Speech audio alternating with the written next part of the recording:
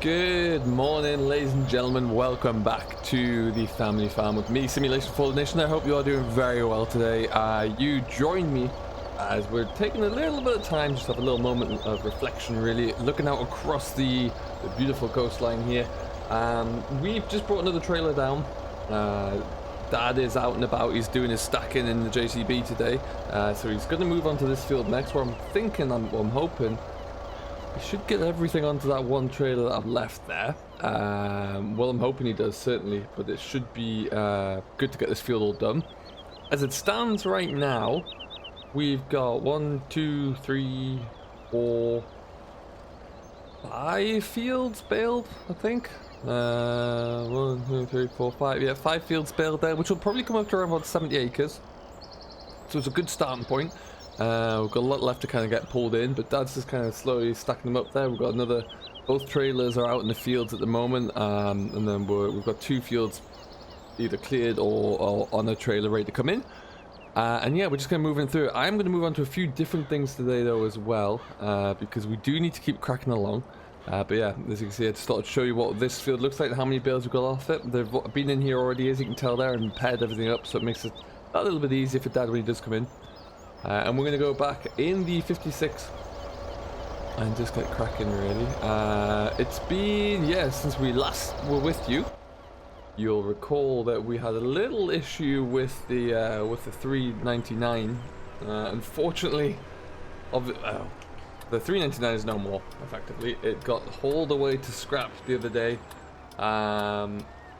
We think the fire was originally caused, Dad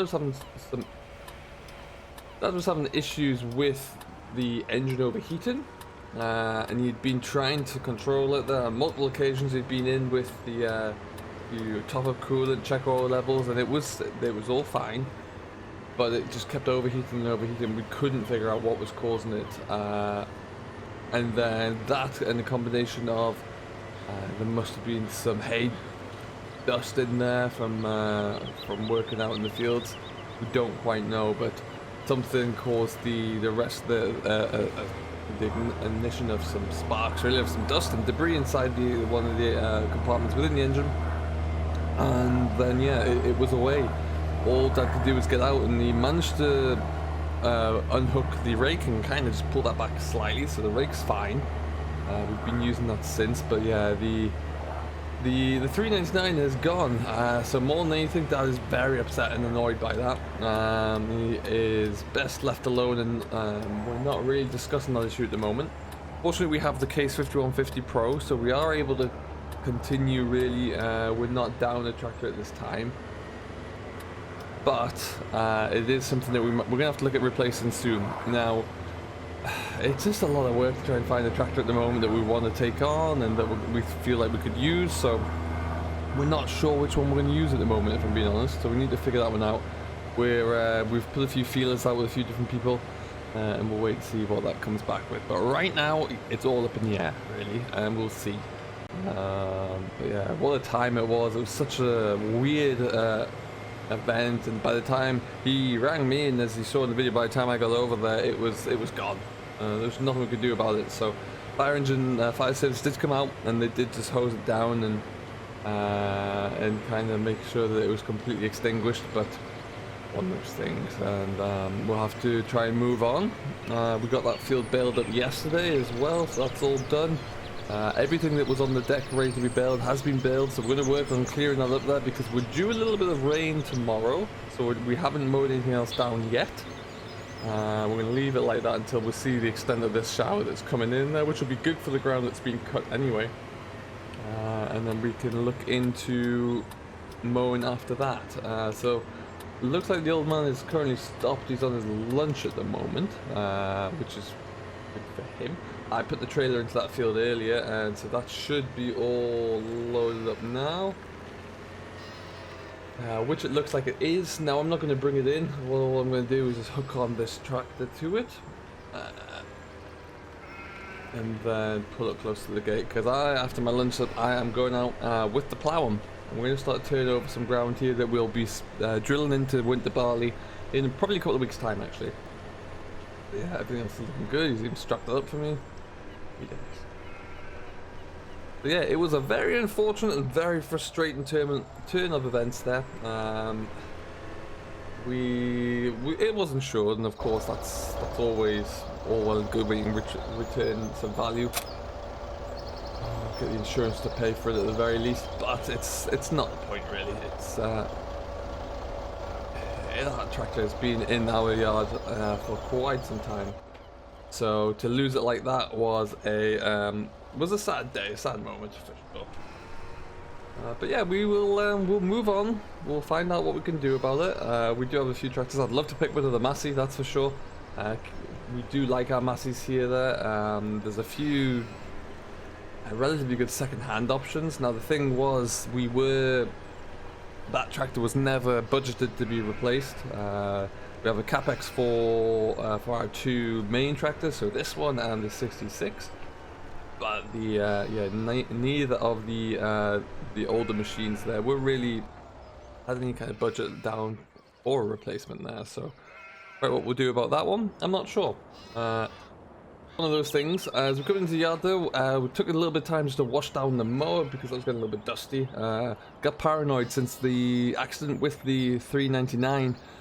I'm starting to clean everything off as we're getting through the season. So the mower's been blitzed, serviced and cleaned over there. The baler's going to be next on the go. Took that off. So we'll have a bit of a work down in there as well. And we'll get that one all done hopefully soon. Hay-wise, you can see we're starting to get a little bit more of a stack going in here now. Got everything stacked up, got the trailers moved so I can actually get in here with the telehandler. So that'll continue that for the rest of the day. Get that pulled out a little bit more, which would be great. And then yeah, as you can see, the rake, we've just kicked on to the 5150 for now. And we've got the rest of the bales kind of over there in the distance there. You can see that they've all been paired up in twos. And looking good. The spring barley here is looking strong as well, these two fields, so we'll be hoping to get that starts to turn sooner rather than later. We can get moved on with that one as well, but otherwise it's all looking good. I am going to go for a spot of lunch though, and then we'll be going out in the 66 to get some ploughing done, so we'll catch up with you in a little bit. Welcome back. We have just come into our the field that we're going to get started on. For those of you who were wondering where we are, this is probably about a 20-acre field which is just next to our this is our cover crop on the side here, and then beyond that we've got a sugar beet, and then beyond that we are back at the main yard there. So we're going to start on this field here. We've got 3 fields culminating to about well, if there's going to be 60 acres there between the 3, it'll be doing well. But we're going to make a start on this one today, and we should probably get this all done. The reason we're doing this right now is just so we can get ahead of the game, so as soon as we're done with the hay, we can get straight in with the drill really, and it should work quite well. But yeah, we're going to get this all done and dusted. GPS is working on this tractor as well there.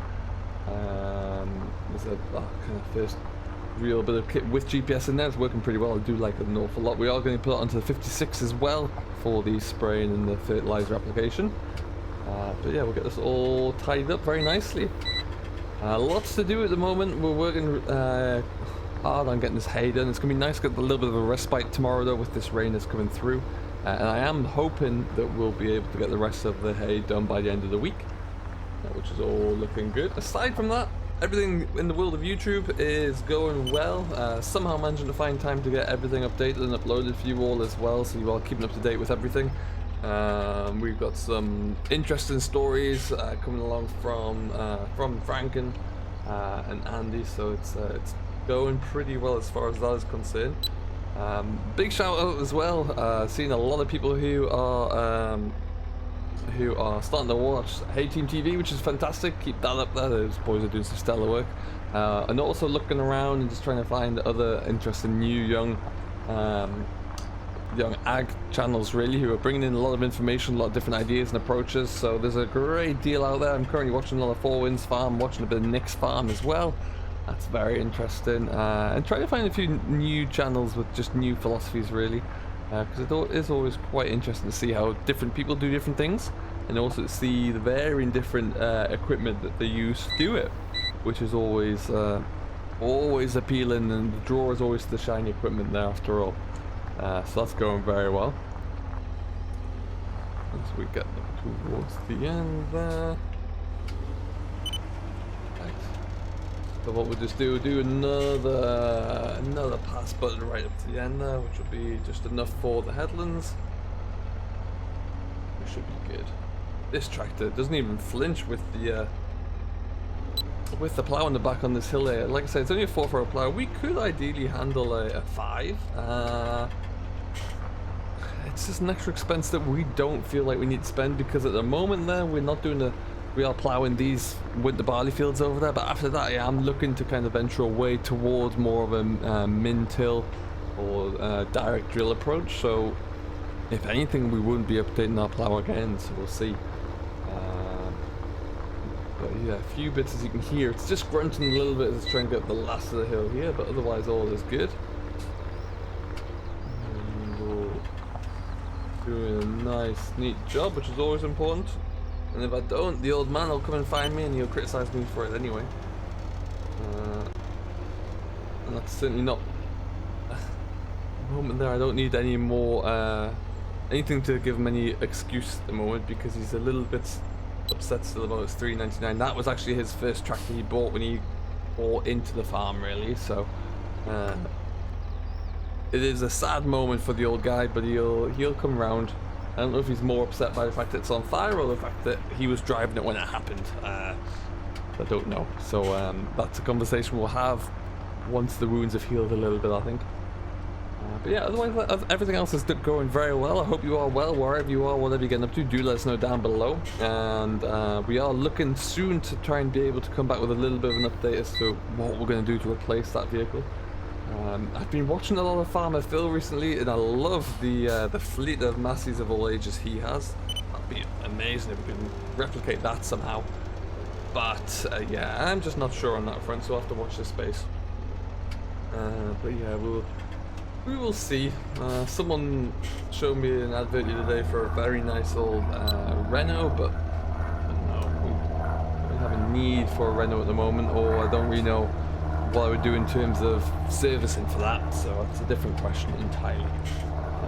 One main reason we stick with Massey's, and we always have, is because we have a very good Massey dealer not too far away, so it doesn't give us any excuse to go anywhere else, really.